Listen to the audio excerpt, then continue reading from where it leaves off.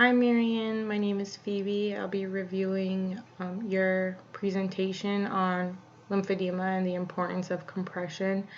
Let me just start by saying that your presentation was very well put together in a professional manner.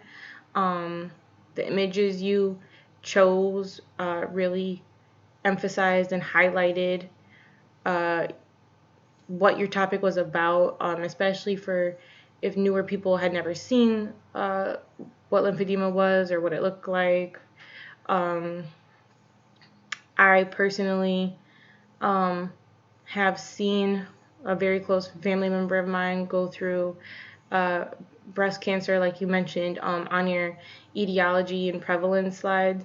And so she develops lymphedema very frequently. I think this summer she was had a mosquito bite and it developed into a cellulitis with lymphedema. And so she uses compression wraps all the time because of how severe it can be. I also have seen my 600-pound life and have seen how severe the lymphedema can be in bariatric patients, and I think it's important that you talked about that. I think you could have gone into a whole other presentation if you wanted to on like bariatric sensitivity and the care that those patients receive.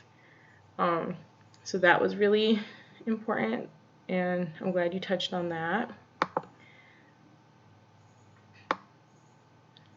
I like how you had different slides about the different severities of lymphedema, from no visible swelling that can take months or years to developing elephantitis, which is a chronic condition that doesn't go away, and how people have to live with this. Again, I think you could have even talked about disturbed body image and how people can be affected in that way. I think you could have talked even more about like mobile limitations and how a lot of these people end up becoming bedbound because their legs are so swollen or so heavy that they can't even walk or lift things or work even like how they used to. A lot of people become severely debilitated by lymphedema if it's not cared for properly, which is when you then go into elevation and compression and really managing these conditions, which people probably just think, oh, it's a little bit swollen, elevate it. No, lymphedema is such a strong, severe case of edema that, sometimes it even needs to be surgically addressed. People will sometimes need pain medications, like you said, antibiotics, and even diuretics can definitely be used.